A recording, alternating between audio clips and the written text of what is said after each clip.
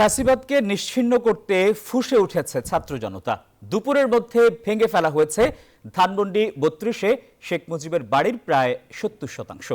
ছাত্র জনতার এই বুলডোজার আন্দোলনে যোগ দিয়েছে সকল শ্রেণী পেশার মানুষ, এমনকি বৃদ্ধরাও। উৎসুক জনতা বই, ইট, রড যা পাচ্ছেন তুলে নিয়ে যাচ্ছে। আগুন জ্বালিয়ে দেওয়া হয়েছে সুধা সদনেও।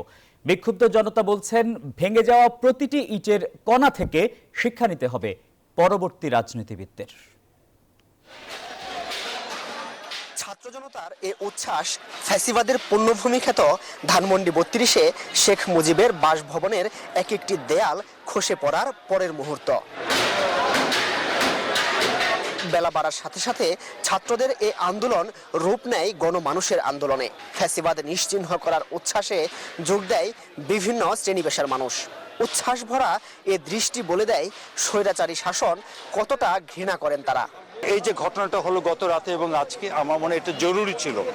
এটা একটা গুরুত্বপূর্ণ একটা মেসেজ দিয়েছে সবাইকে, তা হলো জুলাইয়ের স্মৃতিটা আমরা ভুলবো না। যে একটা মেয়ে মানুষের আয়নাঘর, মানুষ তার বাবা মাকে খুঁজে বেড়াচ্ছে, গুম করে ফেলতেছে, তারপরে যে মেরে ফেলতেছে, বাচ্চাদের মেরে ফেলতেছে।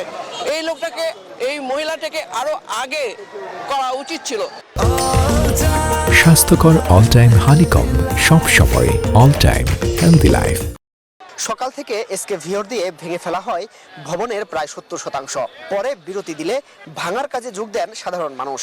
আন্দোলনকারীরা ঘটনাস্থল থেকে আটক করে বেশ কয়েকজন ফ্যাসিবাদের দোসরকে। হাসিনা ইন্ডিয়া থেকে কচ্ছপের মতো মাথা বের করে যখন কথা বলেছে, ভাষণ দিয়েছে, এই জন্য তার বাড়িতে হামলা হয়েছে। আবার তার কোনো দোসর যদি, আবার তার কোনো গোলাম যদি বের হতে চায়, আবার যদি কথা বলতে চায়, তাহলে শুধু ৩২ নম্বর নয়, বাংলাদেশে হাসিনার যত এমপি, মন্ত্রী, মেম্বার, চেয়ারম্যান, নেতা, কর্মী, আউলা বাউলা চাওলা যাদের যেখানে বাড়ি, ছাত্র জনতার অভ্যুত্থানে ভারতে পালিয়ে যাওয়া শেখ হাসিনার বক্তব্য প্রচারের ঘোষণাকে কেন্দ্র করে বিক্ষুব্ধ ছাত্র জনতা সুধা সদনেও আগুন দেয়। দুই ভবন থেকেই ইট, রড সহ যে যা পাচ্ছে তুলে নিয়ে যাচ্ছে। ইন্ডিয়ান সাংবাদিকের মাধ্যমে, ওদের মিডিয়ার মাধ্যমে এগুলো সহায়তা আছে এইগুলো। আর যে একটা ভয় ছিল আমাদের, যেটা হাসিনা সবসময় ভয় দেখাইতো যে ইন্ডিয়া কিছু হইলে আপনারা আমাদেরকে সেভ করবে, এটা টোটাল রং। কোনো স্বৈরাচার যেন পরবর্তীতে তৈরি না হয় বাংলাদেশে, তারই একটা নিদর্শন। বিক্ষুব্ধ জনতা বলছেন, ফ্যাসিবাদের দোসরদের নিশ্চিহ্ন করার আগে থামানো হবে না এই আন্দোলন। আওয়ামী লীগ দেশকে অশান্ত করার কোনো পরিকল্পনা করলে পরিণতি আরও ভয়াবহ হবে।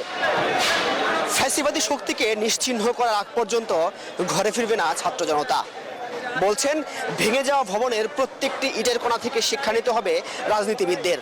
কেননা এই দেশে আর কোনো ফ্যাসিবাদের ঠাঁই হবে না বলে শপথ নিয়েছে তারা। মাসুদ সুমন, নিউজ 24, ধানমন্ডি, ঢাকা।